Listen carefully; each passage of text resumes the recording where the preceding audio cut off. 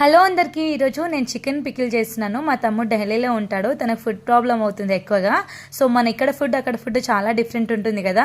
అక్కడైతే non veg అస్సలు ఉండదంట, అందుకే పికిల్ చేసి పంపిస్తున్నాను. నేనైతే బోన్ తోటి చేస్తున్నాను అనమాట, బోన్లెస్ కాకుండా విత్ బోన్ తోటి చేస్తున్నాను. చాలా బాగా వచ్చింది. ఫస్ట్ ఏంటంటే చికెన్ని తీసుకొని నేనైతే 1 కేజీ చికెన్తో పెడుతున్నాను. చికెన్లో కొద్దిగా పసుపు ఉప్పు బాగా కలిపేసి ఒక హాఫ్ అన్ అవర్ పక్కన పెట్టి తర్వాత దాన్ని బాగా ఉడికించుకొని అందులో వాటర్ అంతా పోయేదాకా ఉడికించుకొని తర్వాత ఆయిల్లో డీప్ ఫ్రై చేసుకోవాలి. దాన్ని మళ్ళీ ఏదైతే ఆయిల్లో చేసామో అదే ఆయిల్లో ఫ్రెష్గా దంచుకున్న అల్లం వెల్లుల్లి పేస్ట్ వేసి బాగా ఉడికిన తర్వాత దాని పచ్చివాసన పోయిన తర్వాత అందులోకి ఆ చికెన్ని కలుపుకొని మళ్ళీ మసాలాలు కలుపుకోవాలి.